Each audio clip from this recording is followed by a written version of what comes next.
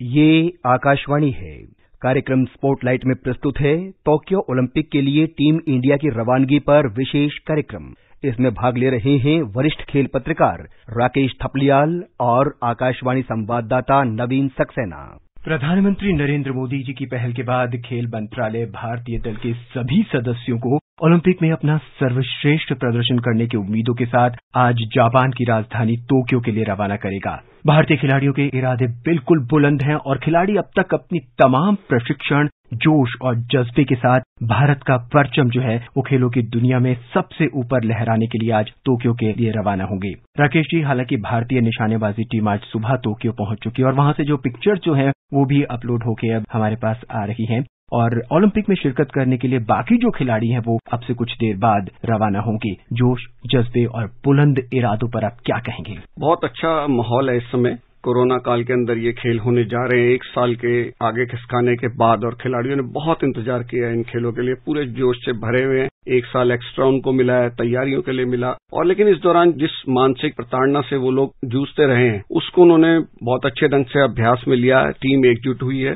और सरकार ने जो मदद की है, मुझे लगता है कि ऐसा माहौल इतने साल में हमने कभी देखा नहीं है कि बहुत जबरदस्त मदद सरकार की तरफ से। और कोरोना काल में जब आप कोई सार्वजनिक समारोह नहीं कर सकते, उसके बावजूद भी इतना उत्साह खिलाड़ियों का बढ़ाया जा रहा है कि प्रधानमंत्री खुद उनके साथ उन्होंने इंटरेक्ट किया है। मन की बात कार्यक्रम में लगातार खेलों के ऊपर उन्होंने बोला है, खिलाड़ियों के बारे में ऐसी ऐसी बारीकी, दीपिका जैसी हमारी जो तीरंदाज हैं कि वो आम तोड़ने से उनकी तीरंदाजी के प्रति लगाव बढ़ा। ऐसी छोटी छोटी बातें, पीवी सिंधु जो पिछली बार की हमारी रजत पदक विजेता बैडमिंटन की खिलाड़ी, कि वो आइसक्रीम आजकल खा रही हैं या नहीं खा रही हैं, मतलब खिलाड़ियों का दिल जीत लिया है प्रधानमंत्री श्री नरेंद्र मोदी ने। ऐसे खेल प्रेमी प्रधानमंत्री मुझे नहीं लगता कि देश में पहले देखे गए, जिन्होंने एक एक खिलाड़ी के साथ इस तरह बारीकी से उनके बारे में, उनके माता पिता के साथ चर्चा की, बातचीत की, उनके संघर्ष को बहुत सराहना मिली है। और खिलाड़ी नहीं बल्कि उनका सारा परिवार, गांव, सारे लोग इस बात से बड़े प्रसन्न हैं कि भाई बच्चों के लिए उन्होंने जो चीजें की हैं, जो मेहनत की खिलाड़ी बनाने के लिए, उसको मान्यता दी जा रही है।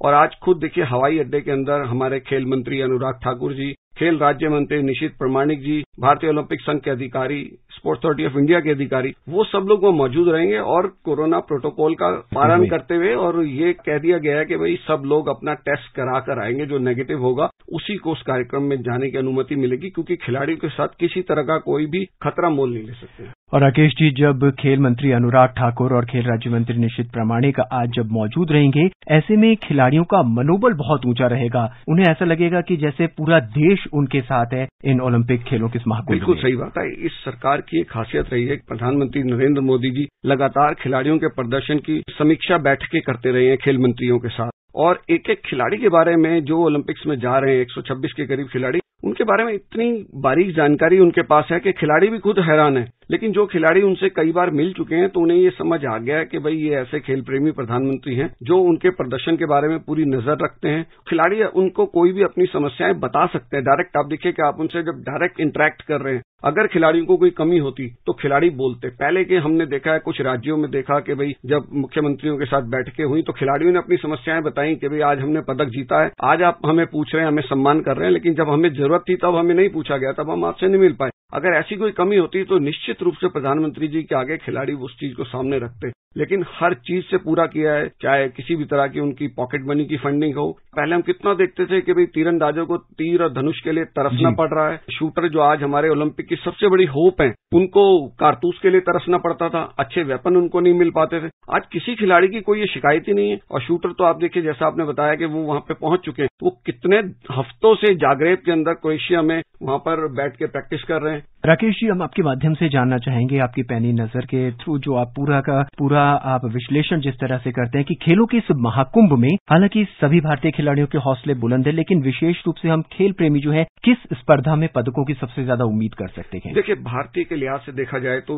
किसमें ज्यादा जा रहे हैं? इंडिविजुअल खेलों में देखा जाए तो शूटिंग के अंदर 15 खिलाड़ियों ने हमारे क्वालिफाई किया है जी, और 15 में से आप ये देखिए कि बहुत से ऐसे खिलाड़ी हैं जो कि वर्ल्ड नंबर 1 रह चुके हैं। जैसे दिव्यांश पवार का हम नाम लें, छोटी उम्र है, 18 साल 19 साल, ऐसे खिलाड़ी हैं जो कि मेडल होप है हमारी। मनु भाकर हैं महिलाओं में शूटरों में, वो बहुत टैलेंटेड हैं, बहुत वर्ल्ड कप्स में उन्होंने गोल्ड मेडल जीते हैं। आपके सौरभ चौधरी हैं। ये सब 18 से 21 साल के बीच के इतने खिलाड़ी वहां पर जा रहे हैं जो कि वर्ल्ड कपों में जीत चुके हैं, वर्ल्ड में नंबर 1 रह चुके हैं। क्योंकि रैंकिंग बदलती रहती है तो कभी नंबर 2 हो गए, कभी नंबर 3 हो गए, लेकिन टॉप 5 के अंदर हमारे इतने शूटर हैं जो कभी न कभी वर्ल्ड नंबर 1 भी रह चुके हैं। तो ऐसा होता था कभी हमारे अंदर दहशत होती थी दूसरे शूटर्स की। आज दुनिया के शूटर्स के अंदर हमारे शूटर्स की दहशत होती है कि भाई ये बड़े खतरनाक है, क्योंकि उनका शूटिंग का जो ट्रेनिंग प्रोग्राम बहुत अच्छा चला, सारे इक्विपमेंट सरकार ने उनको दिए और सारी फैसिलिटीज मिली और खिलाड़ियों ने भी इतनी जबरदस्त मेहनत की है। और ये छोटे खिलाड़ी आज देखिए कि बड़े खिलाड़ियों को लगभग इन्होंने बाहर कर दिया और सारे खिलाड़ी बढ़िया ढंग से क्वालिफाई करके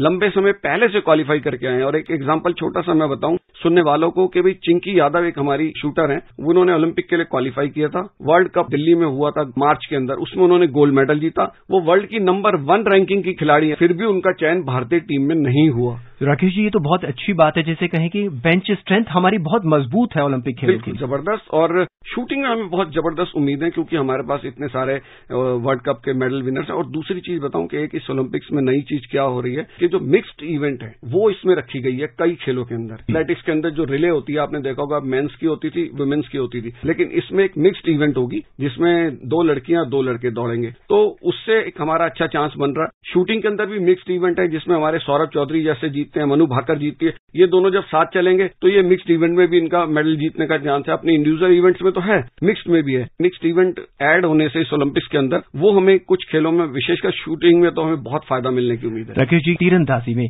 हालांकि बहुत छोटी सी तीरंदाजी की हमारी टीम है, लेकिन जो खिलाड़ी हैं, अगर हम महिला रिकर्व और पुरुष रिकर्व की बात करें तो भारत के पदकों की उम्मीद वहां से भी नजर आती है। देखिए, तीरंदाज हमारे पिछली बार क्वार्टर फाइनल में मामूली अंतर से चूक गए थे, क्वार्टर फाइनल तक पहुंचे थे। तो ओलंपिक्स क्या होता है, इतना बड़ा इवेंट होता है, तीरंदाजी के खिलाड़ियों के आप बैकग्राउंड जानते हैं कि वो किस बैकग्राउंड से आते हैं। जो मानसिक दबाव वो कहीं ना कहीं अपने अंदर ले लेते हैं। तो मुझे लगता है कि इस बार उस कमी को पूरा किया गया, उस पर ध्यान दिया गया। अभी जो वर्ल्ड कप हुआ पेरिस के अंदर, उसमें आप देखिए कि हमारे दीपिका कुमारी जो हमारी टॉप की तीरंदाज हैं, उन्होंने 3 गोल्ड मेडल जीते, गोल्ड मेडल की हैट्रिक लगाई। तो जबरदस्त फॉर्म में हमारे ये तीरंदाज सब चल रहे हैं। तरुणदीप राय बहुत ही अनुभवी हैं, परवीन यादव हैं, वो बहुत जबरदस्त तीरंदाजी कर रहे हैं, और दीपिका कुमारी तो बहुत ही जबरदस्त कर रही हैं। उनके पति अतनु दास वो जबरदस्त कर रहे हैं। तो इसमें भी क्या होगा, जो मिक्स्ड इवेंट होगी उसमें भी हमारे गोल्ड मेडल जीतने के चांस है। तो ये जो हमारे खिलाड़ी हैं ये गोल्ड मेडल के प्रोस्पेक्ट हैं। अब वो मेडल वाली बात नहीं रही, अब तो सीधा निशाना जो है, टारगेट वो गोल्ड मेडल के ऊपर है। जी, टोक्यो के लिए रवाना हो रखी है भारतीय टीम और एक अभियान शुरू की है जिसे चीयर फॉर इंडिया के नाम से भी हम लोग प्रसारित कर रखे हैं, और उससे भी देश पूरी तरह से जो है इन खिलाड़ियों के साथ जुड़ा हुआ है। बिल्कुल सही बात है। चीयर फॉर इंडिया का प्रधानमंत्री जी ने खुद आह्वान किया है, लगातार वो ट्वीट करते हैं, हमारे खेल मंत्री वो ट्वीट करते हैं, पूरी देशवासी वो उसके साथ जुड़ रहे हैं कि भाई आपको चीयर करना है सारे खिलाड़ी। और इस बार की जो एक अलग चीज मुझे नजर आई कि दूसरे खेलों के खिलाड़ी भी चीयर फॉर इंडिया कर रहे हैं, क्योंकि प्रधानमंत्री जी ने आह्वान किया ना, तो वो इतने बड़े पैमाने पे पूरे देश में फैल गई है कि जो दूसरे खेलों के खिलाड़ी क्रिकेटर्स कर रहे हैं जी, और क्या कहते हैं, हम दूसरे खेलों के खिलाड़ियों को देख रहे हैं, आम जनता को देख रहे हैं, और गांव देहात के लोग अपनी वहां की लोकल बोली के अंदर वो चीयर फॉर इंडिया करके वीडियोस बना बना के डाल रहे हैं। तो बहुत जबरदस्त माहौल इस समय बना हुआ है। राकेश जी, खेलो इंडिया का कितना प्रभाव रहा है इन खिलाड़ियों के चयन में? देखिए, खेलो इंडिया का बहुत बड़ा प्रभाव रहा। आपको मैं बताऊं कि नवीन जी, जब पिछली बार नरेंद्र मोदी जी प्रधानमंत्री बने तो 2014 में, शायद 2015 में उन्होंने कहा था कि मैं चाहता हूं कि देश के हर जिले से एक खिलाड़ी जरूर ओलंपिक के लिए क्वालिफाई करे। तो लोगों ने आश्चर्य जताया था कि भाई ऐसा कैसे हो सकता है, क्योंकि जब तक दूर दराज में आप सुविधाएं नहीं देंगे अच्छे स्तर की, तब तक कैसे हर जिले से एक एक खिलाड़ी निकल पाएंगे। तो उसके लिए प्रधानमंत्री जी ने खेलो इंडिया योजना पे काम किया, और ये बहुत जबरदस्त काम किया गया। खेलो इंडिया योजना के तहत जो इवेंट कराते हैं साल में 2, वो तो एक अलग चीज है, लेकिन जो लगातार ट्रेनिंग प्रोग्राम चलते हैं और हर खिलाड़ी को ये समझ आ गया है कि जो खेलो इंडिया की इवेंट्स होगी, जो उसके कैंप्स होंगे, उसमें जो खिलाड़ी बेहतर करेंगे वो ही इंडियन टीम की तरफ जाएंगे, और उनको पूरी सुविधाएं मिलती है। अलग से पदक जो जीतते हैं उनको पॉकेट मनी मिलती है, तो पैसा, ड्रेस, खाना पीना, सब कुछ, अच्छी ट्रेनिंग उनको मिल रही है। और जब सरकार का साथ हो तो खिलाड़ियों के हौसले अपने आप ही बुलंद हो जाते हैं, क्योंकि अब तक हम कहीं देखा गया है कि ओलंपिक में शिरकत करने वाले खिलाड़ियों को उतनी सुविधाएं मुहैया नहीं होती थी, चाहे वो आर्थिक तौर पे हो, चाहे वो खेलों की तरफ से हो। लेकिन खेलो इंडिया की तरफ से जितनी भी सुविधाएं खिलाड़ियों को मुहैया कराई गई हैं, उसका उत्साह पूरा बुलंद है। बिल्कुल, आप देखिए, खेलो इंडिया के तहत जो स्कूल्स के गेम कराए गए, उसके अंदर खिलाड़ियों को बड़े बड़े होटलों में ठहराया गया,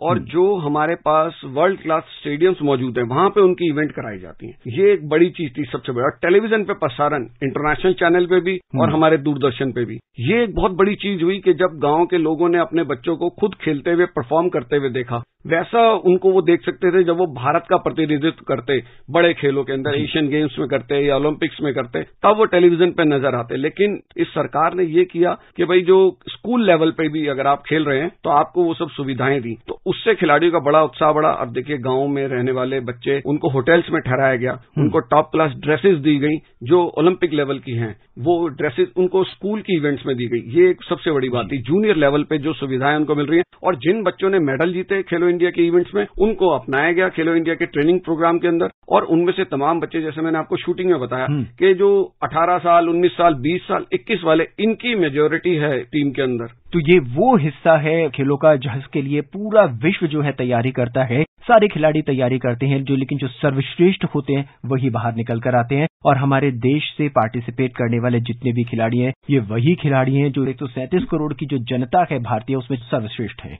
देखिए, ये सारे खिलाड़ी पहले जाते थे तो पहले सिलेक्शन से जाते थे, आज ये सब क्वालिफाई करके जा रहे हैं। हमारी जो टेनिस खिलाड़ी हैं, सानिया मिर्जा को लें, 34 साल की हो रही हैं, ये उनका चौथा ओलंपिक्स होगा। मां बनने के बाद भी वो इस ओलंपिक्स के अंदर पूरे उत्साह के साथ जा रही है। और पहली बार ऐसा है कि उन्होंने एक पार्टनर के रूप में चूज किया अंकिता रैना को, जो कि टॉप 100 में आती हैं। उससे पहले वो जिन खिलाड़ियों के, रश्मि चक्रवर्ती, प्रार्थना थोमरे, इनके साथ गई तो ये 100 से ऊपर की रैंकिंग की खिलाड़ी होती थी। तो यहां उनको बड़ी उम्मीद है इस पे। हमारी 37 साल की सीमा अंतिल पुनिया है, वो जा रही है, उनका भी ये चौथा ओलंपिक्स होगा। डिस्कस थ्रोअर है, तो कितनी बड़ी चीज है। जेवलिन थ्रो में मैं आपको बताऊं कि नीरज चोपड़ा है, शिवपाल सिंह है। इनकी जो बड़ी उम्मीदें इसलिए भी हैं कि जो पिछला ओलंपिक्स हुआ अगर आप देखें तो उसमें 83.58 मीटर ये फेंका गया भाला, और ये लोग 84-85 मीटर तक फेंक रहे हैं, 86 तक फेंक रहे हैं, 87 भी किसी इवेंट में फेंक चुके हैं। तो इनके मेडल नहीं बल्कि गोल्ड मेडल के बड़े अच्छे चांसेस हैं। और राकेश जी, मैं भाला फेंक प्रतियोगिता में जेवलिन में अनु रानी को भी सुन रहा था,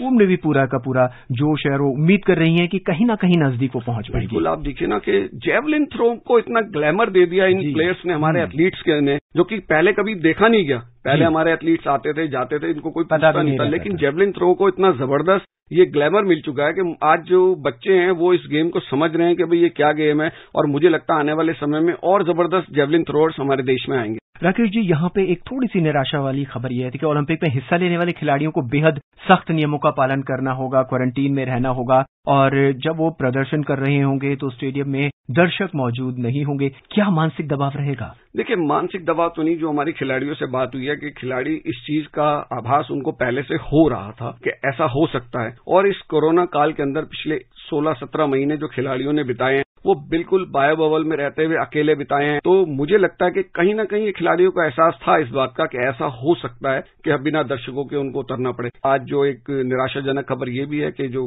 खेल गांव है वहां पर जो आयोजन समिति से जुड़े हुए लोग हैं, वहां पर आयोजन से जुड़े, उनमें से एक को कोरोना पॉजिटिव हो गया।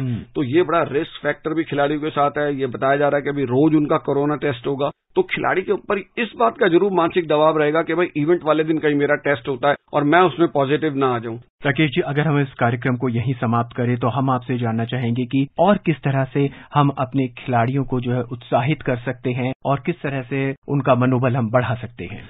सुविधाओं की तो कोई सीमा नहीं होती है। शिकायत खिलाड़ियों से कोई नहीं मिल रही। खिलाड़ियों को विदेश में ट्रेनिंग की बात है, वहां दी गई। खेलो इंडिया की योजना के तहत तो यहां तक खिलाड़ियों को दिया गया कि भी विदेश में आप जिस पर्टिकुलर कोच के साथ ट्रेनिंग करना चाहते हैं तो पर्टिकुलर कुछ दिन है वो सरकार खिलाड़ी को देती है, आप अपनी मर्जी से उस कोच पे जाइए, वहां जाके ट्रेनिंग कीजिए। तो हर तरह की सुविधा खिलाड़ियों को मिल रही है। और इस ओलंपिक को देखने के बाद अगर मैं आपको बताऊं इस ओलंपिक में हमारे 10 से 12 पदक आ गए तो फिर देखिए कि देश में ऐसी लहर चलेगी कि खेलों की कि जो हमारा टारगेट रखा है सरकार ने कि 2028 के जो ओलंपिक्स होंगे उसमें टॉप 10 में आने का, तो उस टारगेट की तरफ बढ़ना शुरू हो जाएंगे।